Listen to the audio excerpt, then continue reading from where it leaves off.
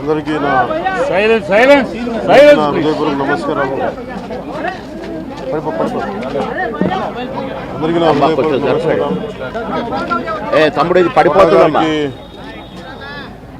మరణం చాలా బాధ కలిగించింది. ఇప్పుడు బాబు మోహన్ గారు కానీ కోటా గారు కానీ ఇద్దరు ఇప్పుడు యాదృచ్ఛికంగా వారు కూడా ఇక్కడ ఉండటం జరిగింది.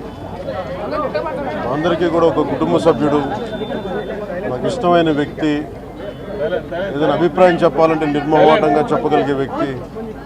ఆయన్ని చిత్ర పరిశ్రమ కోల్పోవడం చాలా చాలా లోటు, చాలా వెలితి ఉంది. ఇది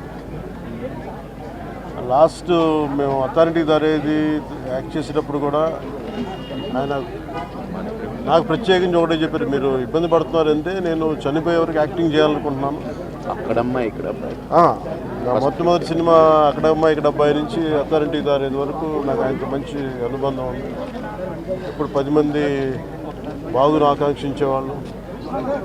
ఆయన ప్రత్యేకించి నేను అడిగాను, మీరు ఇంత ఈ వయసులో ఇబ్బంది పడలేదు. లేదు, నా కష్టాలను అధిగమించడానికి నాకు నటనే నాకు మరుపుది, నాకు అని చాలా ఇదిగా చెప్పారు. నాకు బాగా కదిలించేసింది. నాకు అలాంటి వ్యక్తి ఎంతమంది పరిణి చెందిన నటులు ఉన్నా కానీ ఆయన విశిష్టమైన శైలి, గొప్ప నటులు.